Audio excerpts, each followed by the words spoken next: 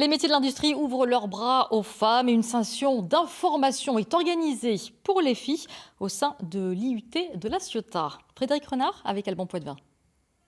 Et donc pour l'édition 2022, le premier prix, le challenge Énergie Mix, remis au lycée Rouvière de Toulon.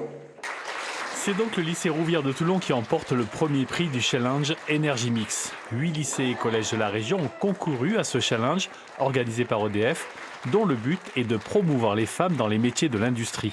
Elles ne représentent dans ces secteurs que 10% des salariés, une disparité jugée handicapante pour les industriels.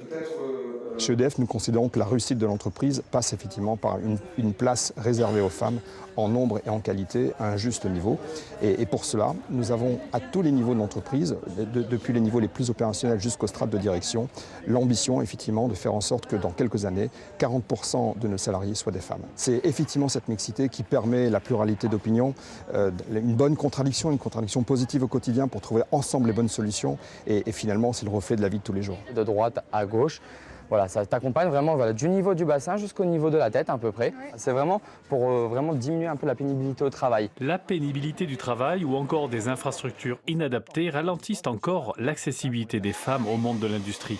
Ici, à l'IUT de La Ciotat, des collégiennes et lycéennes ont pu apprécier les efforts faits dans ce sens par les industriels et l'enthousiasme des étudiants et étudiantes pour ces filières.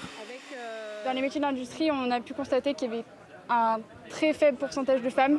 Et donc du coup, on essaie, de plus en plus, les métiers de l'industrie sont féminisés et donc du coup, ça nous permet d'avoir plus de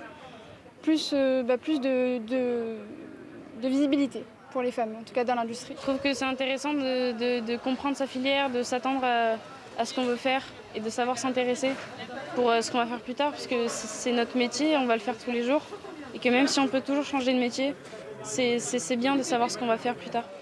Organisé par EDF, le principe est simple, créer des vocations.